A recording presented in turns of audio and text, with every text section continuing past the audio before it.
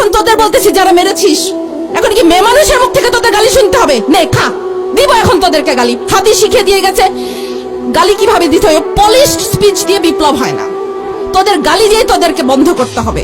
তোরা হাদির গালি সহ্য করতে পারিস নাই, হাদিকে শেষ করে দিয়েছিস। গুলি লেগেছে হাদির আদর্শে, জুলাইয়ের মতাদর্শে। জুলাই শেষ হয় নাই, জুলাই সেদিন শেষ হবে যেদিন ভারতের আধিপত্যবাদ শেষ হবে আমাদের দেশের উপর থেকে, সেদিন জুলাই শেষ হবে। জুলাই শেষ হয়নি, জুলাই সেদিন পর্যন্ত শেষ হবে না।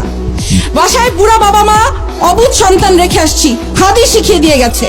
হাদিস শিখিয়ে দিয়ে গেছে যে আল্লাহর জিম্মায় সংসার বাচ্চা কাচ্চা ফেলে রেখে এসে রাজপথে কিভাবে বসে থাকতে হয়, রাজপথে কিভাবে ল্যাটকা মেরে বসে থাকতে হয়, হাদিস শিখিয়ে দিয়ে গেছে।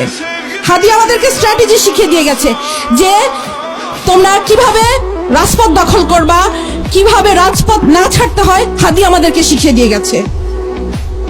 ৭১-এর ১৬ই ডিসেম্বর আমরা বিজয় দিবস পালন করি। আজকে মনে হচ্ছে আমাদের বিজয় আসে নাই।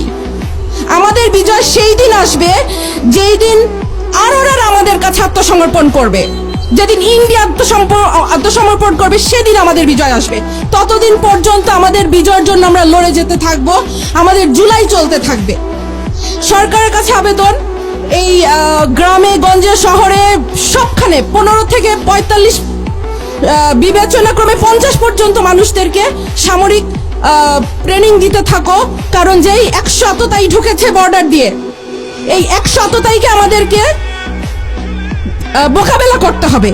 সেই আততায়ীদেরকে মোকাবেলা করার জন্য যে শকুন থাবা উঁচিয়ে রেখেছে চারিদিক থেকে ইন্ডিয়া, সেই ইন্ডিয়াকে আমাদেরকে মোকাবেলা করার জন্য আমাদেরকে ঘরে ঘরে মা বোন ছেলে মেয়ে নির্বিশেষে ট্রেনিং দিতে হবে, কারণ আমাদেরকে এদেরকে মোকাবেলা করতে হবে।